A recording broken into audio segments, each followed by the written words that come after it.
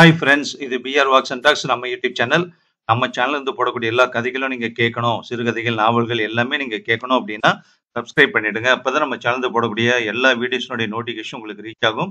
அப்போ அதை கிளிக் பண்ணி அதில் இருக்கக்கூடிய கதைகள், நம்ம கொடுத்துருக்கக்கூடிய கதைகள் எல்லாமே நீங்க கேட்கலாம். குடும்ப கதைகள், காதல் கதைகள், நட்பு கதைகள், கிரைம் ஸ்டோரிஸ் எல்லாமே நம்ம சேனல் மூலமா கொடுத்துட்டு இருக்கோம். உங்களுக்கு கண்டிப்பா பிடிக்கும். கேட்டுட்டு லைக் பண்ணுங்க, ஷேர் பண்ணுங்க, கமெண்ட் பண்ணுங்க. ஓகேவா? ஸோ இந்த வீடியோல கேட்கக்கூடிய கதை திரு சுஜாதா அவர்கள் எழுதிய கிரைம் த்ரில்லர் நாவல் மறுபடியும் கணேஷ். அதனுடைய பகுதிகள் பார்த்துட்டு இருக்கோம். இப்போ இந்த வீடியோல அடுத்த பகுதி கேட்க போறோம். கேட்கலாமா?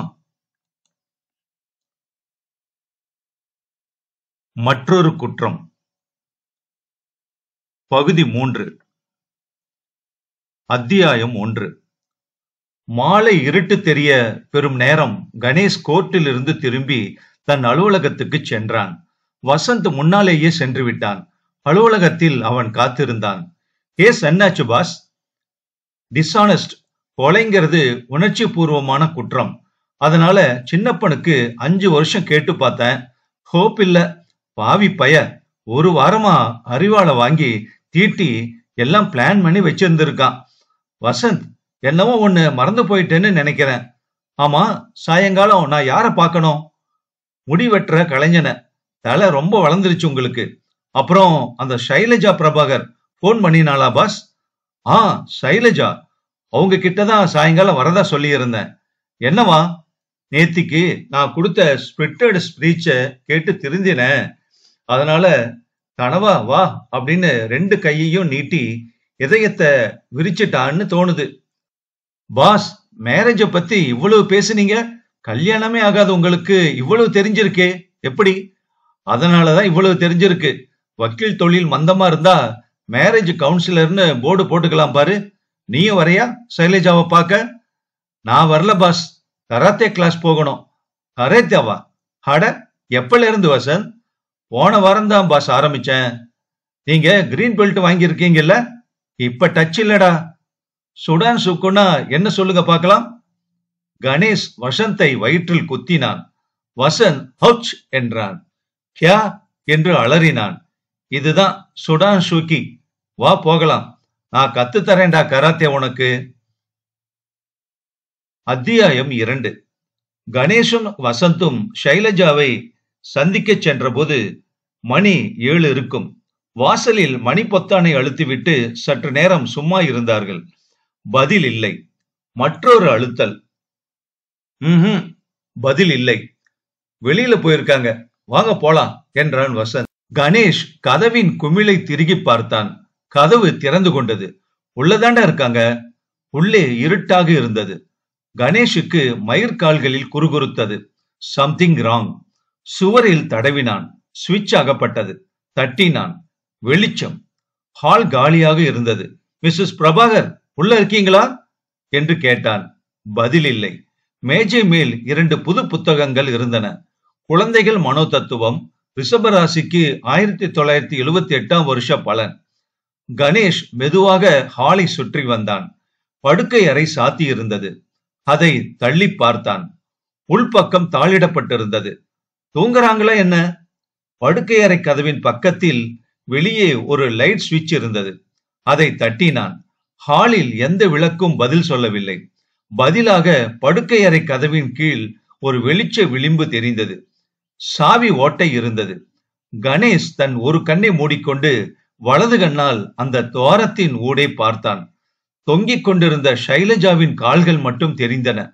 மெதுவாக அது ஆடிக்கொண்டிருந்தன. ஓ மை காட், பதறினான் கணேஷ். என்ன பாஸ், என்னாச்சு? டேய், தற்கொலை. வசந்த் அந்த சாவி துவாரத்தில் கண் வைத்து பார்த்தான். Oh no no. வசந்த் அப்படியே சரிந்து கீழே உட்கார்ந்தான். கணேஷ் கதவை முரட்டுத்தனமாக தள்ளி பார்த்தான். திறக்கவில்லை. உள்ளே தாளிடப்பட்டிருந்தது. திரைகள் மறைத்து அறையின் எந்த சுவரிலும் எந்த ஜன்னலும் திறந்திருக்கவில்லை. வசந்த், உடனே போலீஸுக்கு டெலிபோன் பண்ணு. அவங்க இல்லாம நாம இங்க எதுவுமே செய்யக்கூடாது. வசந்த் டெலிபோனை நோக்கி செல்ல கணேஷ் அந்த ஹாலில் மெதுவாக சிந்தனையுடன் கவலையுடன் நடந்தான். தற்கொலை எதற்காக? ஏன்? கணேஷ், நீங்க வந்தீங்கன்னா ரொம்ப சந்தோஷமா இருக்கும். உங்ககிட்ட இன்னும் சில விஷயங்கள் சொல்லணும். நல்ல காஃபி போட்டு தரேன். ஷைலஜா. கணேஷ் மெதுவாக அந்த மேஜைக்கு வந்து அந்த புத்தகங்களை புரட்டினான். புக் சென்டரின் ரசீது இருந்தது. இன்றுதான் வாங்கி இருக்கிறாள். 1978 ராசி பலன். ஒரு புத்தகத்திற்குள் சாரதா மாண்டிச்சேரி பள்ளியின் மனு ஒன்று இருந்தது. விசாரிக்க வேண்டும். ஹலோ, போலீஸ் கண்ட்ரோல் ரூமா? என் பேர் வசந்த். ஸ்ரீராம் காலனியில் ஒரு வீட்டில். கணேஷ் அலமாரியில் இருக்கும் புத்தகங்களை எடுத்தான், ஆராய்ந்தான். Essentials of management, management by objectives, up the organisation, எல்லாம் மேனேஜ்மெண்ட் புத்தகங்கள். எக்ஸ்சேஞ்ச் நிலவரங்கள், கம்பெனி லா, டாக்ஸ் பற்றிய புத்தகங்கள். கணேஷ் அங்கிருந்து விலகி அந்த படுக்கை அறையை கடந்து அருகில் இருந்த சமையல் அறைக்குள் நுழைந்தான். பாத்திரங்கள், நவீன சமையல் சாதனங்கள். ஓரத்தில் ஒரு அனுமார் படம். அலமாரியின் மேல்தட்டில் ஒரிஜினல் வேல், பிரேஸ் புத்தகம், தமிழ் பத்திரிகைகள், தமிழ் செய்தித்தாள் ஒன்றே ஒன்று, தினமணி. கணேஷ் அதை உருவினான், பிரித்தான். சற்று ஆச்சரியப்பட்டான். அந்த செய்தித்தாளை எடுத்துக்கொண்டு கணேஷ் ஹாலுக்கு வந்தான். என்ன பாஸ் என்று கேட்டான் வசந்த். சமையல்காரன் ரேசு போயிட்டு இருக்காண்டா. சமையல் ரூம்ல இந்த அலமாரியோட மேல் தட்டுல என்ன இருந்தது தெரியுமா? என்ன பாஸ்? தினமணி.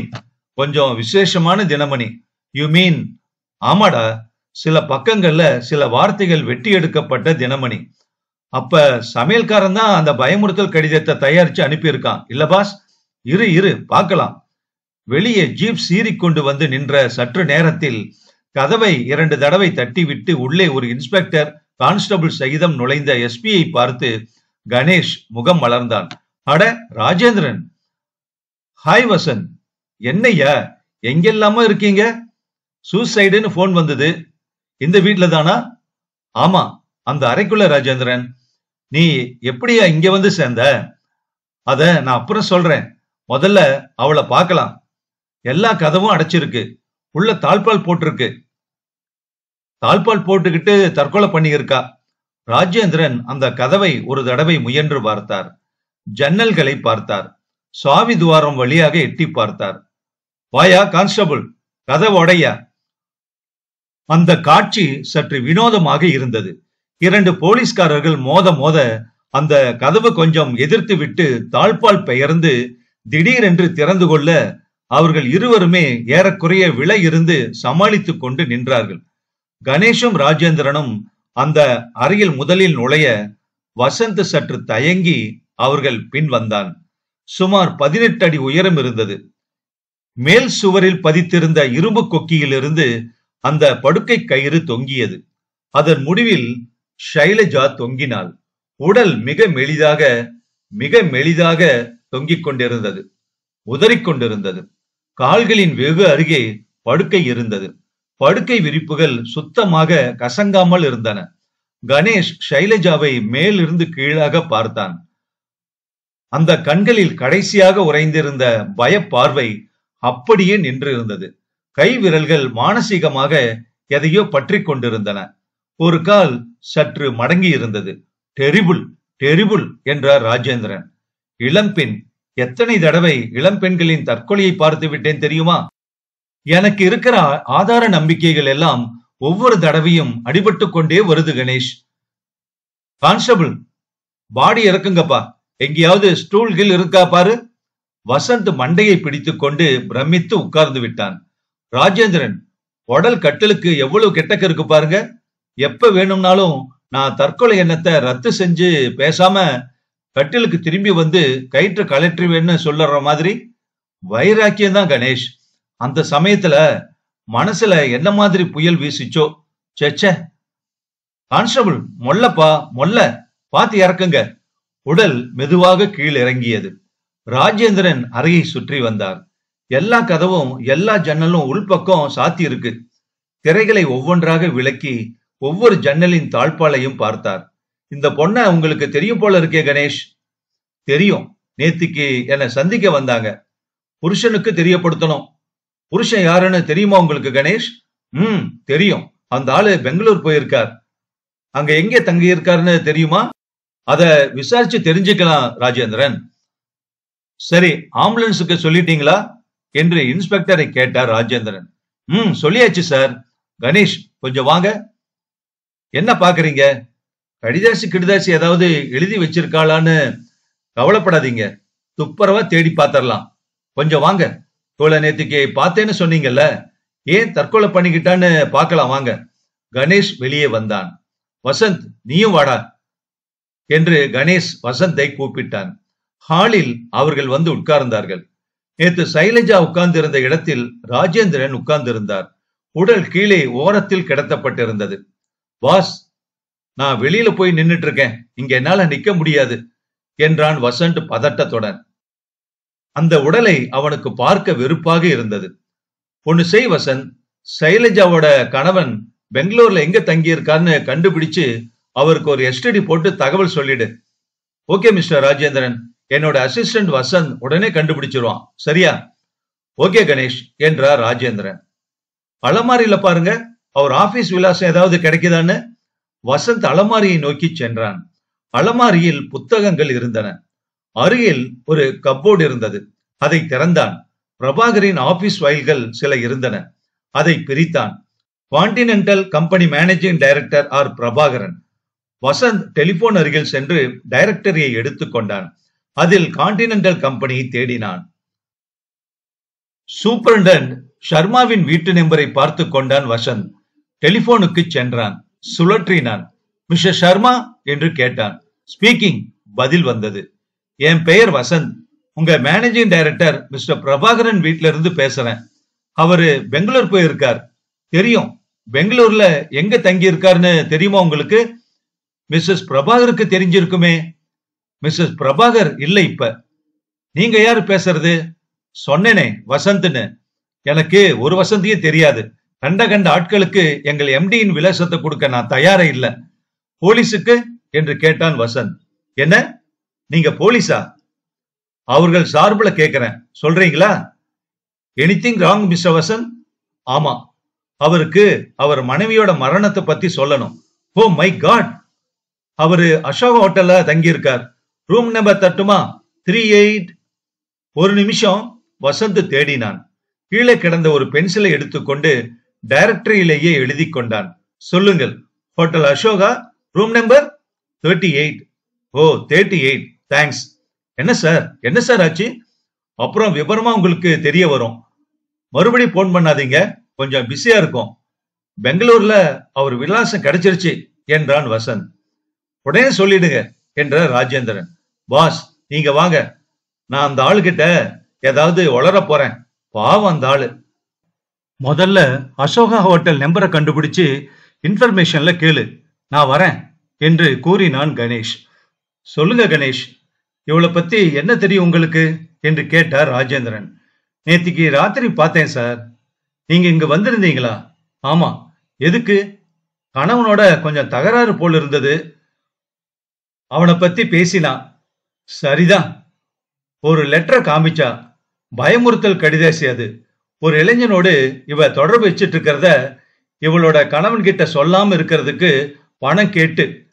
அந்த கடிதாசி என்கிட்ட இருக்கு ராஜேந்திரன். இந்த கேஸ்ல லவ்வர் வேறையா? அவன் எது இவளை தன்னோட கூட வரும்படி கூட்டிருக்கான் போல இருக்கு. என்ன செய்யறதுன்னு தெரியாம தவிச்சுக்கிட்டு என்கிட்ட அட்வைஸ் கேட்கறதுக்காக கூப்பிட்டிருந்தா. நீங்க என்ன சொன்னீங்க? புத்திமதி சொன்னேன். புருஷனோட இன்னும் கொஞ்ச நாள் இருந்து பாரு, பிரிஞ்சு வேணா இருந்து பாரு, அப்புறம் டிசைட் பண்ணுன்னு. டிவோர்ஸ் பத்தி சட்டம் என்னங்கிறத நான் அவளுக்கு விளக்கி கூறினேன். அந்த கடிதாசி எங்க கணேஷ்? ஆபீஸ்ல இருக்கு ராஜேந்திரன். அத நாளைக்கு கொண்டு வந்து கொடுத்துருங்க. கேஸ் ரொம்ப சிம்பிளா தான் படுது. இன்னைக்கு காலையில மறுபடி டெலிபோன் பண்ணினா. என்ன சாயங்காலம் வந்து பார்க்க சொன்னா. நார்மலா தான் இருந்தா. நான் சொன்னதுல கொஞ்சம் கொஞ்சம் தெளிஞ்சு இருக்கிறாப்ல இருந்தா. சில மணி நேரங்கள்ல தற்கொலை பண்ணிக்கிற மாதிரி அவ பேச்சுல எதுவுமே தென்படல. தற்கொலை செஞ்சுக்கிட்டு இருக்காளே, அதையும் கன்ஃபார்ம் பண்ணிடலாம். போஸ்ட்மார்ட்டம் ரிப்போர்ட் சொல்லிடும் எல்லாத்தையும். அதுக்கு கூட தேவையில்லைன்னு நினைக்கிறேன் ராஜேந்திரன். கதவெல்லாம் உள்பக்கம் தாளிடப்பட்டிருக்கு என்றான் கணேஷ். வாஸ்தவம் தான் கணேஷ், இருந்தாலும் போஸ்ட்மார்ட்டம் செஞ்சே ஆகணும். என்ன, ஆம்புலன்ஸ் வந்துருச்சா என்று அவர் இன்ஸ்பெக்டரை பார்த்து கேட்டார். வந்துருச்சு சார். என்ன மிஸ்டர் வசந்த், அசோகா ஹோட்டல் என்னாச்சு? 79411 சார். கணேஷ் சொன்னான். நீங்க சொல்றீங்களா இல்ல நான் சொல்லட்டுமா? ராஜேந்திரன் அதற்கு நானே சொல்றேன் என்றார். ஷைலஜா ஸ்ட்ரெச்சரில் ஏற்றப்பட்டு எடுத்துச் செல்லப்படும் போது அவள் தலை ஆடிய போது கணேஷுக்கு ஒரு செகண்ட் அவள் உயிருடன் இருப்பது போல பிரமை ஏற்பட்டது. ராஜேந்திரன் எண்களை சுழற்றி கொண்டிருக்க கணேஷ் அந்த ஹாலில் நிதானமாக சுற்றி வந்தான். வசந்த் அவனிடம் நடந்தான். நம்பவே முடியல வசந்த், இன்னைக்கு காலையில என்கிட்ட பேசுனது இன்னும் என்னோட காதுல ஒழிச்சுக்கிட்டே இருக்கு. காஃபி போட்டு தரேன், சாயங்காலம் வாங்கன்னு சொன்னான். இப்ப போயிட்டா பாரு. சுவரில் 3 ரோஜாக்களை அழகாக போட்டோ எடுத்த வண்ண கேலண்டர் ஒன்று தொங்கிக் கொண்டிருந்தது. அலமாரி நிறைய பிசினஸ் புத்தகங்கள், டெலிவிஷன், உயிருள்ள புஷ்பங்கள் அதன் மேல் சீராக ஜாடியில் அமைக்கப்பட்டிருந்தன. அவள்தான் அமைத்திருக்க வேண்டும்.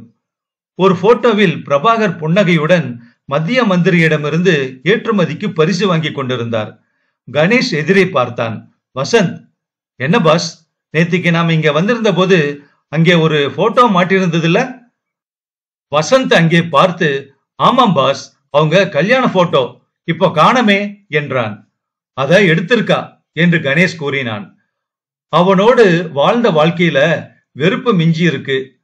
ஆமா, அதை எடுத்து என்ன செஞ்சிருப்பா?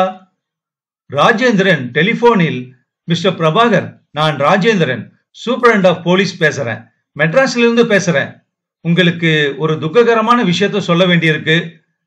ஆமா, உங்க மனைவி இறந்து போயிட்டாங்க. சாரி, தற்கொலைன்னு தெரியுது. ஆமா, கதவெல்லாம் சாத்திக்கிட்டு உள்ளுக்குள்ள இறந்து கிடந்தாங்க. நீங்க உடனே புறப்பட்டு இங்க வர்றது நல்லது. ஐ எம் வெரி சாரி, உங்களுக்கு ரொம்ப அதிர்ச்சியை கொடுத்துட்டேன். கடவுள் உங்களுக்கு இதை தாங்கிக்கிறதுக்கு மனபலத்தை கொடுக்கட்டும். உடனே வர்றீங்களா? பாடியா? அது போஸ்ட்மார்ட்டத்துக்கு போக போகுது. காலையில தான் எடுத்துப்பாங்க. வந்துடுறீங்களா?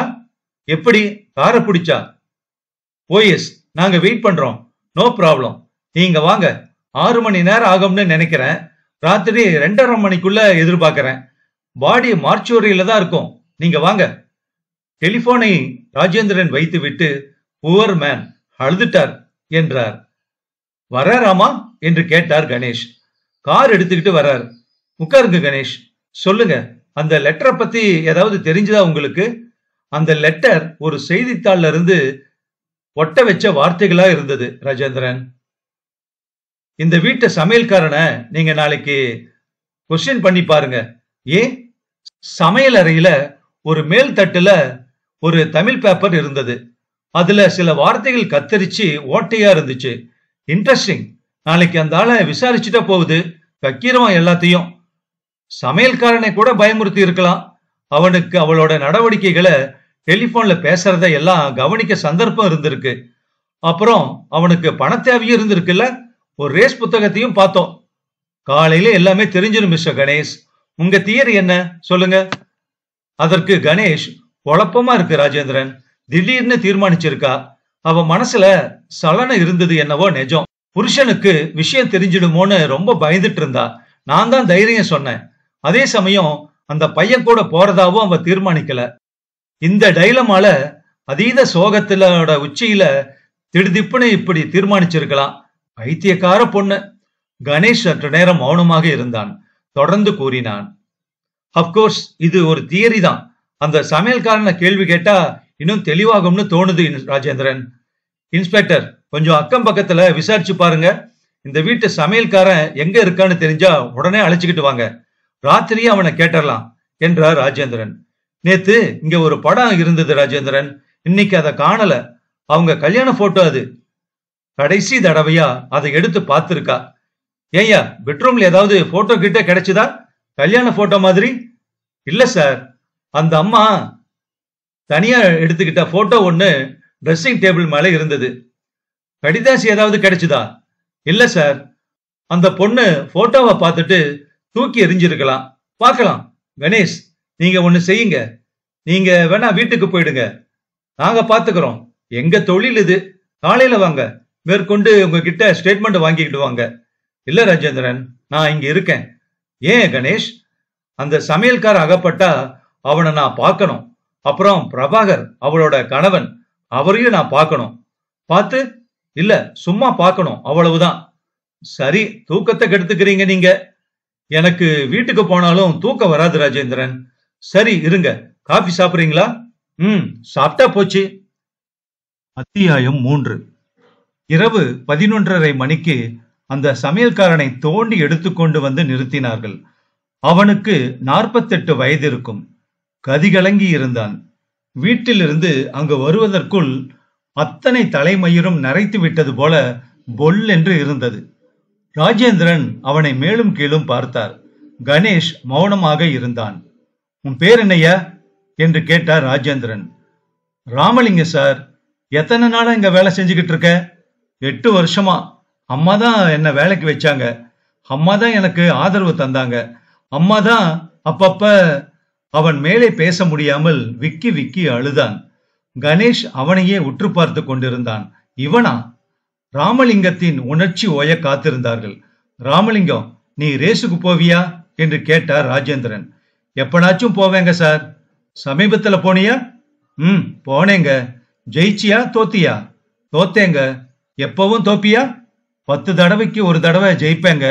ஏங்க? ராமலிங்கம், நீ அம்மாவுக்கு அனுப்பின லெட்டர்ல என்ன எழுதியிருந்த? அம்மாவுக்கா? லெட்டரா? கடிதாசிங்களா? ஆமா. என்னங்க இது?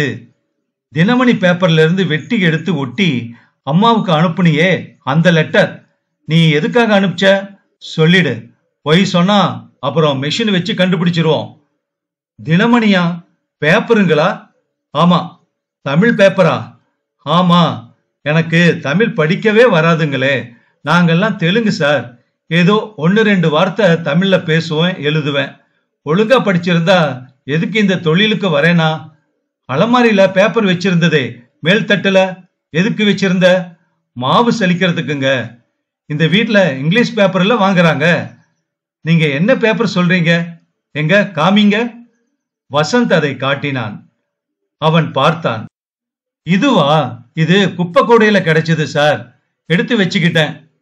கணேஷ் ராஜேந்திரனை பார்த்து, ராஜேந்திரன், நான் 1-2 கேள்வி கேட்கட்டுமா என்றான். கேளுங்க தாராளமா கணேஷ். ராமலிங்கம், இன்னைக்கு காலையில அம்மாவை பாத்தியா? பார்த்தேங்க. எப்படி இருந்தாங்க? சந்தோஷமா இருந்தாங்க. ரொம்ப ரொம்ப சந்தோஷமா இருந்தாங்க. எனக்கு எத்தனை குழந்தைங்கன்னு கேட்டாங்க. இந்தா பணம் வச்சுக்க, பொட்ட பிள்ளைங்களுக்கு ஏதாவது வாங்கி கொடுன்னு சொன்னாங்க. மத்தியானம் வர வேண்டாம்னு சொல்லிட்டாங்க. அதுக்கு ஏதாவது காரணம் சொன்னாங்களா? இல்லைங்க ஐயா. வேற ஏதாவது ஞாபகம் இருக்கா? ட்ரெஸ் பண்ணிக்கிட்டு வெளியே கிளம்ப தயாரா இருந்தாங்க. கணேஷ் தன் பையில் இருந்து பேனா எடுத்து அந்த செய்தித்தாளை காட்டி, ராமலிங்கம், இதுல ஒரு கையெழுத்து போடு என்றான். தயக்கம் இல்லாமல் அவன் கையெழுத்து போட்டான். கணேஷ் அதை பார்த்தான். கையெழுத்து தெலுங்கில் இருந்தது. ராஜேந்திரன் வசம் காட்டினான். ஹி இஸ் இன்னசென்ட் என்றான் கணேஷ். போயிட்டு வையா, நாளைக்கு பார்க்கலாம். ஒரு நிமிஷம். குப்பையில கிடந்ததுன்னு சொன்னியே, அந்த பேப்பர் எந்த குப்பையில? எங்க என்று கணேஷ் கேட்க, கார் ஷெட்ல கிடந்ததுங்க. மாவு சலிக்க எடுத்து வச்சுக்கிட்டேன். சரி, நீ போ என்றான் கணேஷ். அம்மாவை எந்த ஆஸ்பத்திரிக்கு கொண்டு போயிருக்காங்க சார்? இன்ஸ்பெக்டர் கேளு, சொல்லுவாரு. அவன் கண்களை துடைத்து கொண்டு செல்ல, கார் ஷெட். அந்த டிரைவரை விசாரிக்கணும் என்றான் கணேஷ். காலையில பார்க்கலாம். இருங்க, என்னோட ஒய்ஃப் ராத்திரி ஏதோ ஷோ போகணும்னு சொல்லிக்கிட்டு இருந்தா. நான் மறந்தே போயிட்டேன். வீட்டுக்கு டெலிபோன் பண்ணிடுறேன் என்றார் ராஜேந்திரன். வசந்த் கணேஷை பார்த்து கொண்டிருந்தான். இனிமே நமக்கு வேலை இல்ல பாஸ். இங்க இரு, பிரபாகரை பார்க்கணும் எனக்கு. தூக்கம் வருதா வசந்த் உனக்கு? தூக்கமா? பாஸ், அந்த லெட்டரை டிரைவரே அனுப்பிச்சான்னு கண்டுபிடிச்சா கூட இனிமே என்ன தற்கொலைக்கு காரணத்தை கண்டுபிடிப்பாங்க. ஆனா கேஸ் செத்து போச்சு. இருந்தும் ஏன் வசந்த், ஏன் ஏன் தற்கொலை பண்ணிக்கிட்டா? அது எனக்கு உறுத்தலா இருக்கு. நேத்தைக்கு பேசின போது குழப்பமா இருந்தா, பயந்து போயிருந்தா. இன்னைக்கு காலையில நிச்சயம் ரொம்ப தெளிவா இருந்தா. ட்ரெஸ் பண்ணிக்கிட்டு இருந்திருக்கா. கவனமா நீல சாரிக்கு தகுந்தாப்புல நீல பொட்டு, நீல வளையல் எல்லாம் போட்டுக்கிட்டு இருந்திருக்கா. அப்புறம் வாங்கி இருக்கிற புஸ்தகத்தை பாரு. 1978 வருஷ பலன். இன்னைக்கு வாங்கி இருக்கா. அப்புறம் சமையல்காரனை அன்பா விசாரிச்சிருக்கா. அப்புறம் ஏதோ ஒரு ஸ்கூலுக்கு போயிருக்கா. அப்ளிகேஷன் ஃபாரம் வாங்கி வச்சிருக்கா. சில மணி நேரங்கள்ல தற்கொலை பண்ணிக்க போறவ செய்யற காரியங்களா இது? நீங்க என்ன சொல்றீங்க பாஸ்? அவ வீட்டுக்கு திரும்பி வந்த அப்புறம் என்னவோ டிராமாட்டிக்கா ஒரு சம்பவம் நடந்திருக்கு. அவளுடைய தன்னம்பிக்கை அத்தனையும் ஒரு நிமிஷத்துல கலைச்சிட்ட சம்பவம் நடந்திருக்கு. ஒண்ணு அந்த டிரைவர் மூலம் அது நடந்திருக்கலாம், அல்லது அவளோட காதலன். இவங்க 2 பேரையும் நாம நாளைக்கு விசாரிச்சு பார்க்கணும். என்ன ராஜேந்திரன், என்ன பாட்டில் அது என்று ராஜேந்திரனை பார்த்து கேட்டான் கணேஷ். ராஜேந்திரன் அந்த விஸ்கி பாட்டிலை திருப்பி திருப்பி பார்த்து கொண்டிருந்தார். பீட்டர் ஸ்காட்ச் விஸ்கி கப்போர்டுல இருந்தது. அவளோட கணவன் பிடிப்பான் போல இருக்கு, பர்மிட் இருக்கான்னு பார்க்கணும். பாட்டில் ஏறக்குறைய காலியா இருக்குது ராஜேந்திரன் என்றான் கணேஷ். அத்தியாயம் 4. இரவு 3:30 மணி. கணேஷ் சோஃபாவில் சாய்ந்து தூங்கிக் கொண்டிருந்தான். ஷைலஜா கண்ணாடிக்கு எதிரே தன்னை விஸ்தாரமாக அலங்கரித்துக் கொண்டு, கணேஷ், இந்த கயிற்றை கொஞ்சம் சுருக்க போடுங்க என்றாள். அவன் அதை நிதானமாக சுருக்கிட்டு அவள் கழுத்தில் மாட்டினான். அவள் கயிற்றின் மற்றொரு முனையை திடீரென்று உயரமாக்கி மேல் சுவரில் மற்றொரு கொக்கியில் மாட்டி அதன் வலிமையை பதம் பார்த்தாள். பர்ஃபெக்ட், நீங்கெல்லாம் போயிடுங்க, நான் கதவை சாத்திக்கிறேன். எட்டி பார்க்காதீங்க, கால் ரொம்ப துடிக்கும், கழுத்து எலும்பு ஒடிஞ்சு கட்டக்குன்னு சத்தம் கேட்கும். வெளியே கார் கதவு சாத்தப்படும் சப்தம் கேட்டு திடுக்கிட்டு எழுந்தான் கணேஷ். அறை காலியாக இருந்தது. ராஜேந்திரனை காணவில்லை, வசந்தையும் காணவில்லை. அப்போது பூட்ஸ் ஒலி கேட்டது. வாயிற்கதவு திறந்தது. பிரபாகர் நின்று கொண்டிருந்தார். கணேஷை பார்த்தார். மௌனமாக உள்ளே நுழைந்தார். எங்கவ என்று கேட்டார். பாடி மார்ச்சுவரிக்கு போயிருக்கு. நீங்க தான் மிஸ்டர் பிரபாகர்? எஸ். என்ன சார் ஆச்சு? நீங்க யாரு? பிரபாகரின் முகம் வேதனையில் தோய்ந்திருந்தது. அவர் கண்களின் கீழ் தூக்கமின்மையின் நிழல் தெரிந்தது. தலைமயிர் மிக மெலிதாக வழுக்கையை மறைக்கும் பிரயத்தனத்தை கைவிட்டிருந்தது. உதடுகள் மிகவும் மெலிதாக இருந்தன. வலுவான கரங்கள். வயிற்றில் மெலிய குடிப்பழக்கம் தெரிந்தது. சிகரெட் குடித்த விரல்கள் மஞ்சளாக இருந்தன. மேலும் அவை நடுங்கிக் கொண்டிருந்தன. என் பேர் கணேஷ் என்றான் கணேஷ். நீங்க தான் போன் பண்ணீங்களா? நான் இல்ல, அது போலீஸ் எஸ்பி ராஜேந்திரன். நான் ஒரு லாயர். லாயரா? எதுக்கு? என்ன சார் ஆச்சு? நான் உங்க மனைவிய இன்னைக்கு சாயங்காலம் பார்க்க வந்தேன். வீடு திறந்திருந்தது. பெட்ரூம் உள்பக்கம் தாளிடப்பட்டிருந்தது. சாவி ஓட்ட வழியா பார்த்ததுல உள்ள உங்க மனைவி தற்கொலை பண்ணிக்கிட்டு தொங்குறத பார்த்தேன். போலீஸ உடனே வரவழைச்சு கதவை இடிச்சு திறந்து, oh my god, Shailaja, Shailaja, ஏன் இப்படி பண்ணுன? ஏன் ஏன்? அவர் அப்படியே நாற்காலியில் பொத்தென்று விழுந்து தலையை சோஃபாவின் விளிம்பில் முட்டி முட்டி கண்களை இருக்க மூடிக்கொண்டு கதறினார். ஐ எம் சாரி சார், ரொம்ப பெரிய அதிர்ச்சி உங்களுக்கு. சற்று நேரம் அவர் அழுதார். நிமிர்ந்து, அவளுக்கு என்ன குறை வச்சேன் சார்? நான் ஒரு குறையும் இல்லையே. எதுக்காக அவ இப்படி செஞ்சுக்கணும்? எதுக்கு எதுக்கு? என்னன்னு சொல்றது? அவங்க மனசுல 28 வயசு சார். அவளை நீங்க பார்த்திருப்பீங்களே. பார்த்தேன். பியூட்டிஃபுல். நான் அவளை வர்ஷிப் பண்ணேன். அவளை எவ்வளவோ எதிர்ப்புக்கு அப்புறம் கல்யாணம் செஞ்சுக்கிட்டேன். எனக்கு இந்த மாதிரி தண்டனையா? ஓ ஷைலஜா, ஷைலோ, எங்க அவ? நான் பார்க்கணும், உடனே பார்த்தே ஆகணும். பார்த்து அவளை கேட்க போறேன். ஏண்டி ஏண்டி இப்படி செஞ்சுக்கிட்ட? இது உனக்கே நியாயமா? நியாயமா இது? மறுபடி அவர் கண்களில் கண்ணீர் பெருகியது. ராஜேந்திரனும் வசந்தும் நுழைந்தார்கள். வந்துட்டாரா என்று கேட்டார் ராஜேந்திரன். பிரபாகர் அப்படியே குனிந்து உட்கார்ந்திருக்க, சார், கணேஷ் சொல்லியிருக்கார், ஐ எம் சாரி என்றார். போயிட்டாளா? என் ஷைலஜா போயிட்டாளா என்று கதறினான். ஆஸ்பத்திரிக்கு போக விரும்புறீங்களா என்று ராஜேந்திரன் கேட்டார். போலாம், அவளை நான் பார்க்கணும். தற்கொலையா செஞ்சுக்கிட்டா? ஆமா மிஸ்டர் பிரபாகர், சாரி. எதுக்கு சார்? அத நீங்க தான் சொல்ல முடியும்னு நினைக்கிறேன் என்றார் ராஜேந்திரன். நான் என்ன சொல்லுவேனா? எப்படி சொல்லுவேன்? கொஞ்சம் ரெஸ்ட் எடுத்துக்கிறீங்களா என்று பிரபாகரை பார்த்து கேட்டான் கணேஷ். இல்ல, போலாம் என்றார். தடுமாறினார். கணேஷ் அவரை பிடித்துக் கொண்டான். மெல்ல அவரை அழைத்துச் சென்றான். அவர்கள் வாயில் பக்கம் வந்தார்கள். பால்கனி விளக்கில் சாக்லேட் நிற அம்பாஸ்டர் கார் 250 மைல் பிரயாண அழுக்கில் நின்று கொண்டிருந்தது. தள்ளி போலீஸ் ஜீப் நின்று கொண்டிருந்தது. இன்னும் சற்று தள்ளி கணேஷின் கார். அப்ப மிஸ்டர் கணேஷ், நான் அவரை கூட்டிக்கிட்டு போறேன். நீங்க வீட்டுக்கு போங்க. தேங்க்ஸ். நாளைக்கு காலையில பார்க்கலாம். Good night. Brother, good morning. ஜீப்பும் காரும் செல்லும் சிவப்பு விளக்குகளை பார்த்து கொண்டே நின்று கொண்டிருந்தான் கணேஷ். இந்த நாவலோட தொடர்ச்சி அடுத்த பகுதியில் கேட்கலாம்.